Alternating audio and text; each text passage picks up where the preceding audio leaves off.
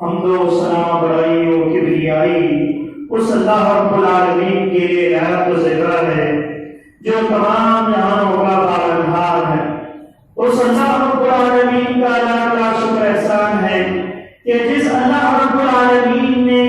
مجھے اور آپ کو مسلمان گھرانوں میں پیدا فرمایا، اور اس اللہ رب العالمین کا ہم پر اتنا بڑا احسان کہ اللہ نے مسلمان گھرانوں میں پیدا کرنے کے بعد ہمیں توحید کی دعوت دینے والے اور توحید پر عمل کرنے والے گھرانوں میں اللہ نے پیدا فرمایا۔ اور اس اللہ کا ہم پر احسان ہے کہ اس اللہ نے ہمیں ہدایت مستقیم جو صراط مستقیم ہے اس پر چلنے کے اللہ نے توفیق دی۔ اللہ سے دعا کریں کہ اللہ رب العالمین مرتے دم تک صراط مستقیم پر ثابت قدمی عطا فرمائے، دین پر مرتے دم تک باقی رکھے۔ یہ اللہ سے ہمیں ہمیشہ دعائیں کرتے رہنا چاہیے۔ یہ چھوٹی سی حمد و ثنا کی اگر درود و سلام کا نزول ہوتی ہو، میرے اور آپ کے آخری نبی جناب محمد رسول اللہ صلی اللہ علیہ وسلم کا، اس نبی اقدس مقدس کو جس نبی اکرم صلی اللہ علیہ وسلم نے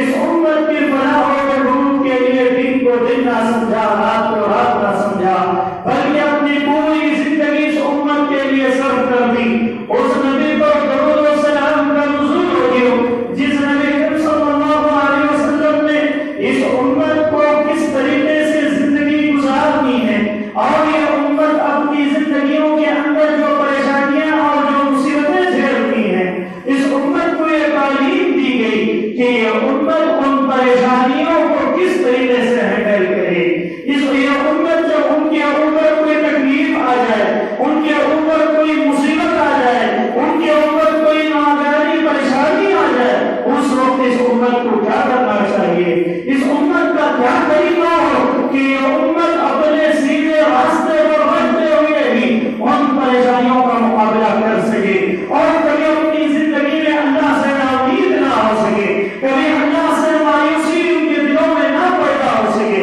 اس امت کے دلوں کے اندر اللہ سے کبھی ناامیدی نہ پیدا ہو سکے۔ ایسی کون سی چیزیں ہیں جو اللہ کے نبی جناب محمد رسول اللہ صلی اللہ علیہ وسلم نے فرمائی ہے؟ اس نبی پر درود و سلام کا نزول ہوتی ہو، اللہم صلی علی محمد وعلی آل محمد کما صلیت علی ابراہیم وعلی آل ابراہیم انک حمید مجید، اللہم بارک علی محمد وعلی آل محمد کما بارکت علی ابراہیم وعلی آل ابراہیم انک حمید مجید۔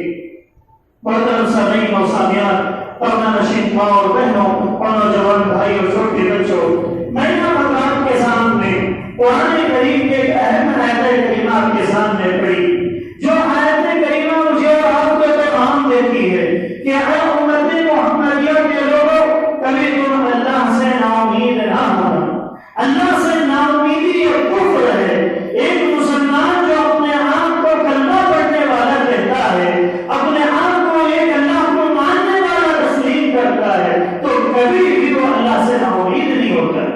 اللہ سے کبھی اسے مایوس نہیں ہونا چاہیے۔ اس کی زندگی میں چاہے کتنی بھی مصیبتیں آ جائیں، اس کی زندگی میں چاہے کتنی بھی پریشانیاں آ جائیں، لیکن کبھی اسے ناامید نہیں ہونا چاہیے، کبھی مایوس نہیں ہونا چاہیے کہ میری زندگی میں یہ پریشانیاں کیوں آ رہی ہیں، مجھ سے یہ جو نعمتیں تھیں وہ نعمتیں کیوں چھینی جا رہی ہیں، اور اللہ نے جو میری مال و دولت یا اولاد اور دوسری چیزیں جو عطا کی تھی، اللہ نے وہ چیزیں مجھ سے کیوں چھین لی۔ اس سے ناامید ہو کے اللہ کے در کو نہیں چھوڑنا چاہیے۔ اور اسی لیے اللہ تبارک و تعالیٰ نے اس آیت کریمہ کے اندر فرمایا کہ اے نبی صلی اللہ علیہ وسلم، آپ اپنی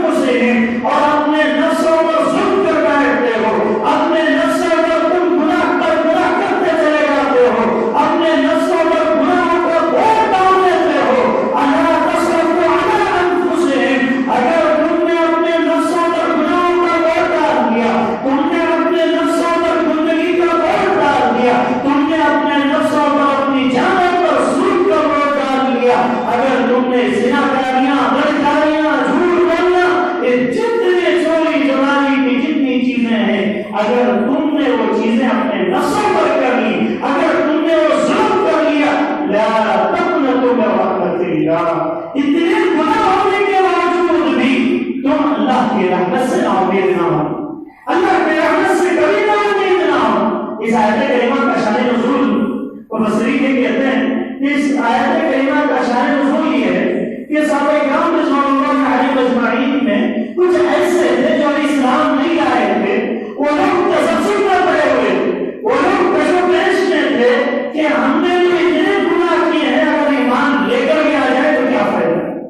لوگ کیا سوچتے ہیں میں نے پوری زندگی شرک کی، میں نے پوری زندگی اللہ کی نافرمانی کی، کبھی نمازیں نہیں پڑھتا تھا، اپنی منمانی کرتا تھا، جیسے چاہتا ویسے زندگی گزارا، اگر اب ایمان لاؤں گا تو مجھے کیا فائدہ ہوگا، اگر اب ایمان لاؤں گا تو مجھے کیا فائدہ ہوگا۔ یہ سوچ کر اگر انسان ایمان نہ لائے، یہ سوچ کر اگر انسان اللہ سے توبہ نہ کرے، یہ سوچ کر اگر انسان اللہ کے سامنے نہ روئے، اللہ کے سامنے نہ گر گرے، اللہ کی قسم اس سے بڑا نصیب کوئی نہیں ہو سکتا۔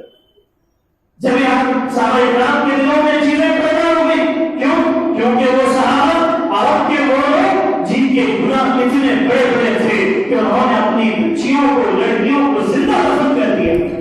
کئی صحابہ تو ایسے تھے جو بعد میں ایمان لائے، کئی تو ایسے تھے جنہوں نے زنا تک کیا ہوا، کئی ایسے تھے جنہوں نے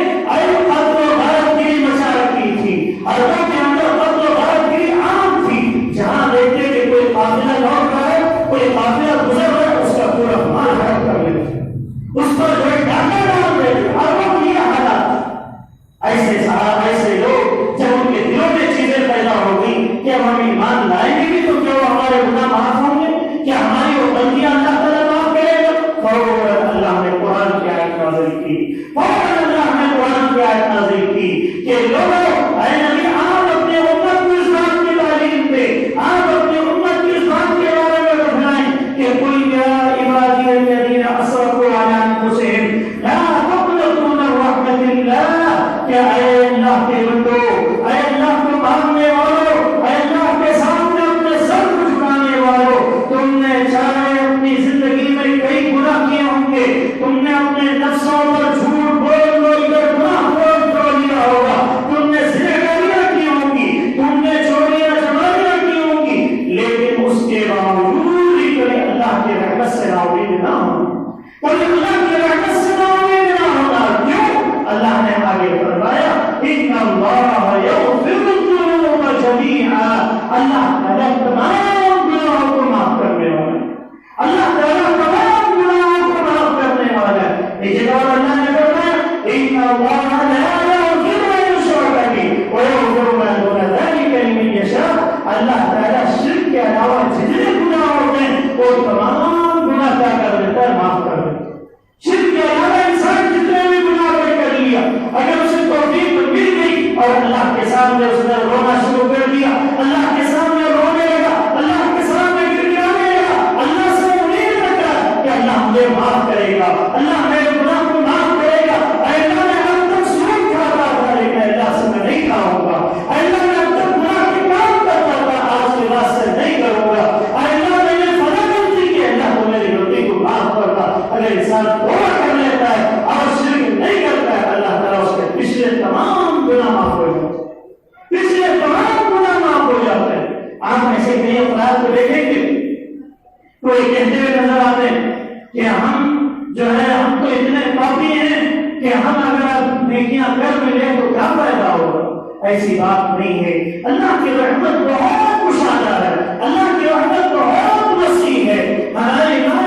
اس بات کو سن لیں، اگر اپنی زندگیوں میں کچھ بھی کوتاہیاں ہو جائے، کچھ بھی گناہ ہو جائے، انسان ہے، انسان سے غلطی ہوں گی، لیکن اگر ایسے غلطیاں ہو جائیں اللہ کے سامنے رونا چاہیے، اللہ کے رحمت سے امید لگائے رکھنا چاہیے، اللہ کے رحمت سے کبھی بھی مایوس نہیں ہونا چاہیے۔ یہ وہی مایوس ہوتا ہے جو اللہ پر ایمان نہیں رکھتا، اللہ پر یقین نہیں رکھتا، اللہ کی ذات پر اگر یقین ہے تو اللہ کی رحمت سے کبھی مایوس نہیں ہوگا،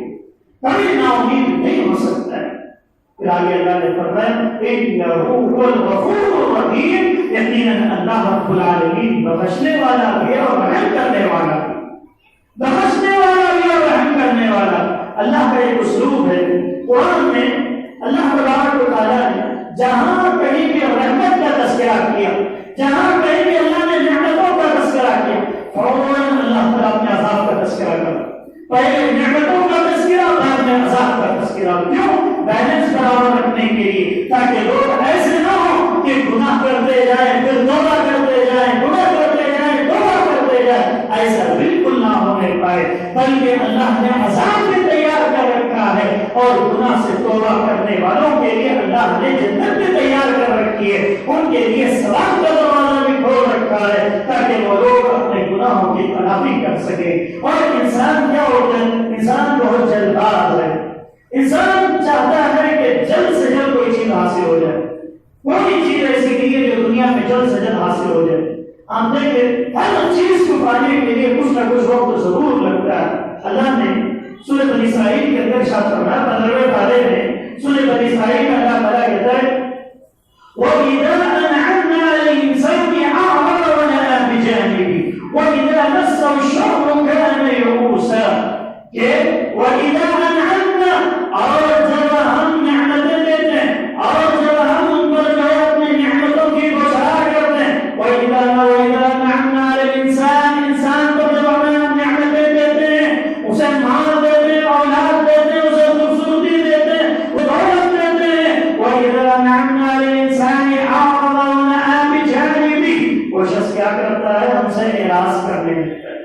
مال و دولت کے آنے کے بعد وہ ہم سے دور ہو جاتا ہے، وہ ہم سے اعراض کرنے لگتا ہے، وَنَأَىٰ بِجَانِبِهِ، اور اپنے چہرے کو موڑ لیتا ہے، نمازوں سے دور ہو جاتا ہے، دین سے دور ہو جاتا ہے، اور جو ہے توحید سے دور ہو جاتا ہے، روزوں سے دور ہو جاتا ہے۔ آج اللہ کی نعمتیں زیادہ مل جاتی ہیں، آپ دیکھ لیں جو لوگ جن کے پاس وقت نہیں، جن کے پاس ہمیشہ خالی رہتے ہیں کہ ان کے پاس ہمیشہ وقت پڑا ہوا ہے، اللہ کے وقت پر نمازیں پڑھ سکتے ہیں اللہ کو راضی کرنے کے لیے، اور روزے رکھ سکتے ہیں، صحت ہے، تندرستی ہے، سب کچھ ہے، لیکن انسان اس وقت نہیں کرتا، اس وقت جو ہے نمازی بن جاتا ہے، اس وقت نمازیں پڑھنے لگتا ہے، دین کے کام کرنے لگتا ہے۔ اللہ تعالیٰ جیسے ہی تھوڑی بہت دولت دے دیا اور تھوڑی بہت ترقی دے دیا، اس کے بعد سے روشن دھیرے دھیرے اللہ سے دور ہو جاتا ہے، اللہ کے مساجد سے دور، قرآن سے دور، کتاب و سنت سے دور، پھر حرام کوری میں پڑ جاتا ہے، پھر سود، حلال، حرام، سب چیزیں اس کے لیے آسان ہوتی جاتی ہیں۔ اللہ نے اسی کا تذکرہ کیا، جب ہم کسی انسان کو اپنی نعمتیں دیتے ہیں تو أَعْرَضَ وَنَأَىٰ بِجَانِبِهِ، وہ ہم سے اعراض کرنے لگتا ہے، وہ ہم سے مخالفت کرنے لگتا ہے، وہ ہم سے دور ہو جاتا ہے، اور پھر کیا ہوتا ہے؟ اپنے چہرے کو موڑ لیتا ہے، یعنی اسلام سے دور ہو جاتا ہے۔ وَإِذَا مَسَّهُ الشَّرُّ، اور جب اسے ہم کیا کرتے ہیں؟ ہم اسے تکلیف دے دیتے ہیں، ہم اسے مصیبتیں ڈال دیتے ہیں اس کی زندگی میں، شر سے جب طلائق ہو جاتا ہے تو پھر کہنا ہے یعوسا، پریشان ہو جاتا ہے، پھر مسلمان مجھے کیوں اتنی تکلیف ہو رہی ہے، میں تو نمازی تھا مجھے کیوں اتنی تکلیف ہو رہی ہے۔ اللہ کہتا ہے نعمتیں دیتے ہیں تو بھول جاتا ہے، اور جب ہم اسے کوئی تکلیف پہنچاتے ہیں تو مایوس ہو جاتا ہے۔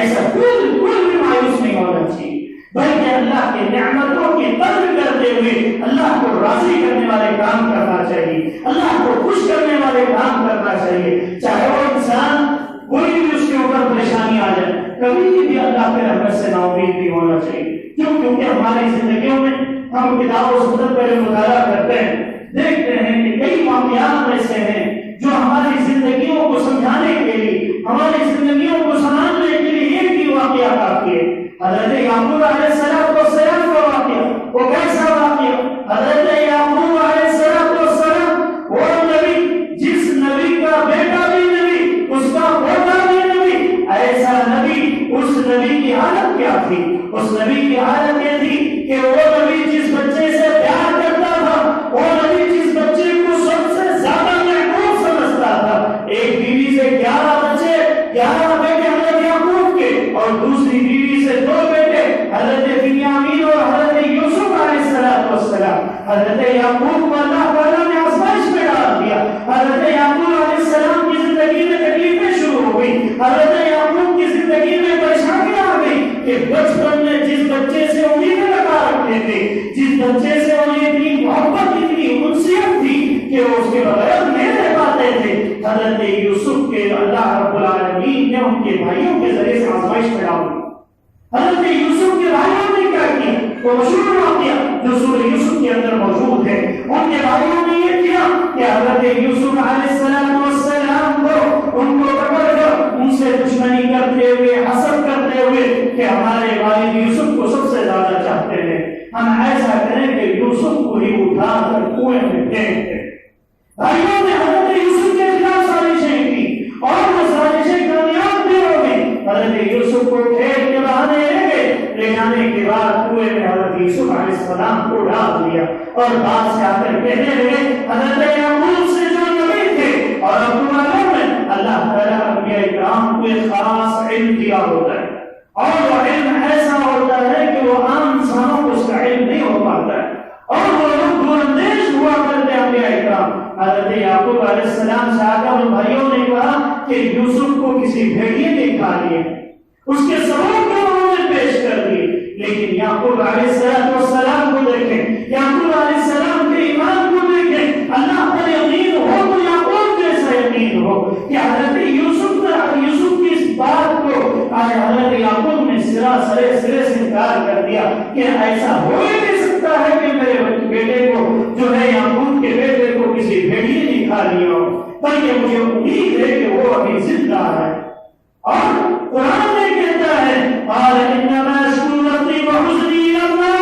لوگ حضرت یعقوب کو بیوقوف کہتے تھے، نعوذ باللہ، شکایتیں کرتے تھے کہ یعقوب تم پاگل ہو گئے ہو کہ 21 سال گزر گئے اس کے باوجود کہ تم یوسف کی یاد لے بیٹھے ہو،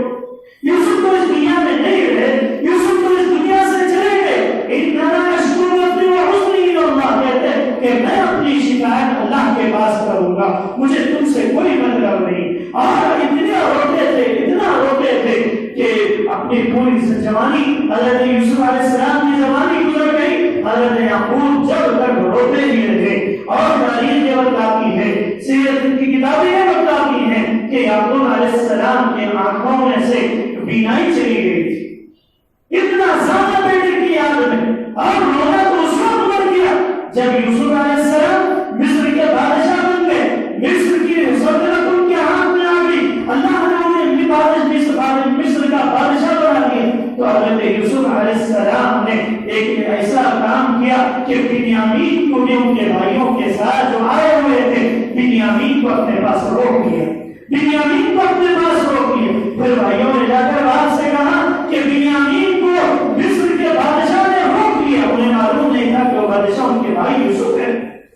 جب یہ خبر حضرت یعقوب کو ملی، یعقوب علیہ السلام کی حالت اتنی بد سے بدتر ہو گئی کہ وہ اتنا رونے لگے کہ آنکھوں سے آنسو جاری ہوتے ہوتے آنکھوں کی بینائی ختم ہو گئی۔ حضرت یعقوب کی آنکھوں کی بینائی ختم ہو گئی، لیکن اللہ رب العالمین نے پھر ان کے بیٹے کو، دونوں بیٹوں کو ان سے ملایا، پھر ان کی بینائی لوٹا دی گئی۔ یہ کیا کہ پوری زندگی حضرت یوسف کی پوری جوانی اللہ کے رحمت سے ناامید نہیں، اللہ کی رحمت سے کبھی ناامید نہیں ہونا چاہیے۔ انسان جب اللہ کی رحمت سے ناامید ہونے لگتا ہے، اسی وقت سے اس کی پریشانیاں شروع ہو جاتی ہیں۔ اور آپ کو معلوم ہے کبیرہ گناہوں میں سے گناہ کیا ہے؟ ایک حدیث ہے، اللہ کے نبی جناب محمد رسول اللہ صلی اللہ علیہ وسلم نے فرمایا کہ اکبر الکبائر، کبیرہ گناہوں میں سے 3 گناہ ایسے ہیں جو کبیرہ گناہ ہے۔ ایسے تو بہت سارے کبیرہ گناہ، کبیرہ گناہ کا مطلب بڑے گناہ، ان گناہوں میں سے سب سے پہلا گناہ یہ ہے کہ الاشراک باللہ، اللہ کے ساتھ شرک کرنا ایک کبیرہ گناہ۔ کبیرہ گناہ کا مطلب توبہ کریں گے تبھی معاف ہوگا، ورنہ معاف نہیں ہوگا۔ کبیرہ گناہ پہلا الاشراک باللہ، اللہ کے ساتھ شرک کرنا، والامن بمکر اللہ، دوسرا گناہ ایسا ہے کہ اللہ کے مکر سے، اللہ کی پکڑ سے، اللہ کے خوف سے معمول ہو جائے۔ مجھے کچھ نہیں ہوتا، میں کیا کہا تو بھی چلتا، میں کیسا رہا تو بھی چلتا، میں نامدار، میں فلاں، مجھے کوئی بولنے والا نہیں، میں جو بھی گناہ کروں وہ چلتا ہے، میں بازار میں بیٹھ کر سگریٹیں پیتے رہوں مجھے کوئی بولے گا، میں شراب پی لوں تب بھی کوئی نہیں بولے گا، میں سود کھانے لگوں تب بھی کوئی نہیں بولے گا، دنیا میں تو کوئی نہیں بولے گا، لیکن اللہ کی پکڑ ضرور آئے گی۔ اس کو نہیں تو اس کی اولاد پر وہ عذابات آ جائیں گے، اس کی گھر پر وہ پریشانیاں آ جائیں گی۔ والامن بمکر اللہ، کیوں کیونکہ وہ شخص اللہ کے امن سے، اللہ کے مکر سے مامون ہو گیا۔ اس لیے انسان کو کبھی بھی اللہ کے مکر سے بے خوف ہو کر زندگی نہیں گزارنی چاہیے۔ اللہ تعالیٰ کا عذاب کبھی بھی آ سکتا ہے، اللہ کی پکڑ کبھی بھی آ سکتی ہے۔ پھر آگے اللہ کے نبی صلی اللہ علیہ وسلم نے فرمایا وَتَقْنَطُوا مِن رَحْمَتِ اللَّهِ، کہ کوئی شخص اللہ کی رحمت سے مایوس ہو تو وہ بھی کبھی ہوگا۔ اللہ کی رحمت سے مایوس ہونا اور مرنے کی تمنا کرنا کہ یہ پریشانیوں سے اچھا ہے کہ میں مر جاؤں، یہ مصیبتوں سے اچھا ہے کہ میری وفات ہو جائے، میں مر جاؤں، میں اس دنیا سے چلا جاؤں، یہ اگر امید رکھتا ہے وَتَقْنَطُوا مِن رَحْمَتِ اللَّهِ، اگر ایسی نیت ہے، ایسا ارادہ ہے، اللہ کے نبی کہتے ہیں کہ ایسا شخص کبیرہ گناہ کا مرتکب ہے، ایسا شخص کبیرہ گناہ کا مرتکب ہے۔ آپ دیکھیں گے کئی لوگ، کوئی جو ہے پڑھائی میں نقصان ہو گیا، فیل ہو گیا، جس کی وجہ سے وہ اپنی جان دے بیٹھتا ہے، اللہ کے رحمت سے ناامید ہو جاتا ہے۔ کبھی بزنس کے لیے سب کچھ ڈالا ہوا تھا، ایسا بڑا نقصان ہو گیا، ایسی پریشانی آ گئی، کام ہونے والا تب پلٹ گیا مسئلہ، بات بننے والی تھی پلٹ گیا مسئلہ۔ ناامید نہ ہو سکتا ہے کہ وہی چیز ہمارے حق میں اللہ تعالیٰ بہتر جانتا ہے۔ اسی لیے آپ دیکھیں گے کئی لوگ دعائیں کرتے ہیں، دعائیں قبول نہیں ہوتی ہیں جلدی، کیوں؟ کیونکہ اللہ بہتر جانتا ہے کہ وہ چیز ہمارے لیے، ہمارے حق میں درست ہے یا نہیں۔ آپ نے کوشش کی، آپ نے محنت کی، اس کے بعد اس کا پھل لینا یا نہ لینا وہ اللہ کے ہاتھ۔ کیوں؟ کیونکہ اللہ تبارک و تعالیٰ کبھی کسی انسان کو پوچھتے فوراً دے دیتا ہے، کبھی اللہ تعالیٰ کیا کرتا ہے آزمائش میں ڈالتا ہے، کبھی اللہ تعالیٰ اسے نہیں تو تھوڑی دن سالوں بعد اس کی اولاد کو اتنی دولت، اتنی سکون، اتنا سب کچھ عطا کرتا ہے، وہ شخص جو پریشان ہو جاتا ہے، میں نے محنت کی مجھے کچھ نہیں ملا، میری اولاد کو ملی۔ یہ اللہ تعالیٰ کی مصلحت ہے۔ اللہ تعالیٰ جب جس کو چاہتا ہے، جو چاہتا ہے دیتا ہے، جو چاہتا ہے چھینتا ہے، تو کبھی بھی اللہ کے رحمت سے نا امید نہیں ہونا چاہیے۔ نا امیدی کفر ہے، کیونکہ انسان جب نا امید ہو جاتا ہے تو بہت سارے ایسے کیسز ہو جاتے ہیں کہ انسان کو خوشی کرنے پر مجبور ہو جاتا ہے، اولاد نہ ہونے پر پریشان ہو جاتا ہے، بزنس نہ چلنے پر اپنی جان دے دیتا ہے، اور جو ہے بیماریوں کی وجہ سے پریشان ہو جاتا ہے، اور دوسرے مسائل کی وجہ سے سوچتا ہے کہ بھائی میں تو نمازیں پڑھ رہا ہوں، سب کچھ کر رہا ہوں، اس کے باوجود بھی میرے اوپر پریشانیاں آ رہی ہیں۔ یہ انسان سوچ کر جو اپنے آپ کو ہلاکت میں ڈال دیتا ہے۔ ایسا بالکل نہیں ہونا چاہیے، بلکہ اللہ کے رحمت سے امید رکھنی چاہیے۔ اللہ رب العالمین سے دعا کرو کہ بارے اللہ مجھے اور آپ کو اللہ کے رحمت سے امید رکھنے کی توفیق عطا فرمائے، گناہوں سے بچنے کی توفیق عطا فرمائے، سیاہکاریوں سے بچنے کی توفیق عطا فرمائے، بدکاریوں سے بچنے کی توفیق عطا فرمائے۔ جہاں کہیں بھی جو کوئی مسلمان پریشان حال ہے، اللہ اس کے پریشانیوں کو دور فرما، اللہ ان کی مصیبتوں کو دور فرما۔ اللہ جو لوگ اس دنیا میں موجود ہیں، اللہ تو انہیں دین اسلام نصیب فرما، دین پر ثابت قدمی نصیب فرما، اور مسلمان جہاں کہیں بھی پریشان حال ہے، چاہے وہ کیسی بھی پریشانی کیوں نہ ہو، اللہ ان کی پریشانیوں کو دور فرما، اللہ ان کی مصیبتوں کو دور فرما۔ اللہ جن کے والدین اس دنیا سے جا چکے ہیں، اللہ تو انہیں جنت الفردوس کا اعلیٰ مقام نصیب فرما۔ اللہ جن کے والدین اس دنیا میں موجود ہیں، اللہ تو انہیں ان کی خدمت کرنے کی توفیق عطا فرما۔ آمین۔ السلام علیکم ورحمۃ اللہ وبرکاتہ۔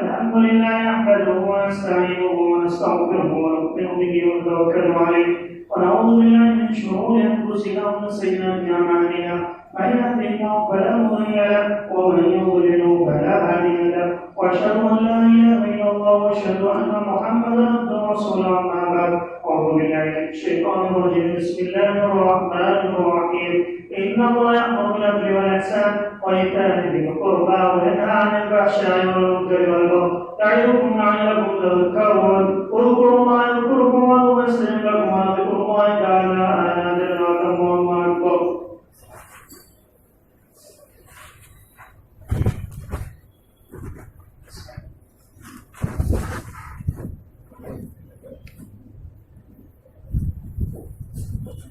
الله أكبر الله أكبر أشهد أن لا إله إلا الله أن محمدا رسول حمد و ثنا بڑائی و کبریائی اس اللہ رب العالمین کے لیے رحمت و ذکر ہے جو تمام جہانوں کا پالنہار ہے۔ اس اللہ رب العالمین کا لاکھ شکر احسان ہے کہ جس اللہ رب العالمین نے مجھے اور آپ کو مسلمان گھرانوں میں پیدا فرمایا، اور اس اللہ رب العالمین کا ہم پر اتنا بڑا احسان کہ اللہ نے مسلمان گھرانوں میں پیدا کرنے کے بعد ہمیں توحید کی دعوت دینے والے اور توحید پر عمل کرنے والے گھرانوں میں اللہ نے پیدا فرمایا۔ اور اس اللہ کا ہم پر احسان ہے کہ اس اللہ نے ہمیں ہدایت مستقیم جو صراط مستقیم ہے اس پر چلنے کے اللہ نے توفیق دی۔ اللہ سے دعا کریں کہ اللہ رب العالمین مرتے دم تک صراط مستقیم پر ثابت قدمی عطا فرمائے، دین پر مرتے دم تک باقی رکھے۔ یہ اللہ سے ہمیں ہمیشہ دعائیں کرتے رہنا چاہیے۔ یہ چھوٹی سی حمد و ثنا کے بعد درود و سلام کا نزول ہوتی ہو میرے اور آپ کے آدھی نبی جناب محمد رسول اللہ صلی اللہ علیہ وسلم کا، اس نبی اقدس مقدس کو جس نبی اکرم صلی اللہ علیہ وسلم نے اس امت کی فلاح و بہبود کے لیے دین کو دن نہ سمجھا، رات کو رات نہ سمجھا، بلکہ اپنی پوری زندگی اس امت کے لیے صرف کر دی۔ اس نبی پر درود و سلام کا نزول ہوتی ہو جس نبی اکرم صلی اللہ علیہ وسلم نے اس امت کو کس طریقے سے زندگی گزارنی ہے، اور یہ امت اپنی زندگیوں کے اندر جو پریشانیاں اور جو مصیبتیں جھیلتی ہیں، اس امت کو یہ تعلیم دی گئی کہ یہ امت ان پریشانیوں کو کس طریقے سے ہینڈل کرے۔ یہ امت جب ان کے اوپر کوئی تکلیف آ جائے، ان کے اوپر کوئی مصیبت آ جائے، ان کے اوپر کوئی ناگہانی پریشانی آ جائے، اس وقت اس امت کو کیا کرنا چاہیے، اس امت کا کیا طریقہ ہو کہ یہ امت اپنے سیدھے راستے پر رہتے ہوئے ہی ان پریشانیوں کا مقابلہ کر سکے، اور کبھی اپنی زندگی میں اللہ سے ناامید نہ ہو سکے، کبھی اللہ سے مایوسی ان کے دلوں میں نہ پیدا ہو سکے، اس امت کے دلوں کے اندر اللہ سے کبھی ناامیدی نہ پیدا ہو سکے۔ ایسی کون سی چیزیں ہیں جو اللہ کے نبی جناب محمد رسول اللہ صلی اللہ علیہ وسلم نے فرمائی ہے، اس نبی پر درود و سلام کا نزول ہوتی ہو۔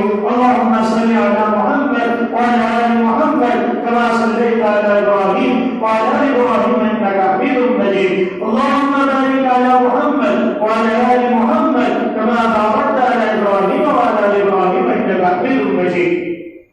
محترم سامعین و سامعات، پردہ نشین ماں اور بہنوں اور نوجوان بھائی اور چھوٹے بچوں،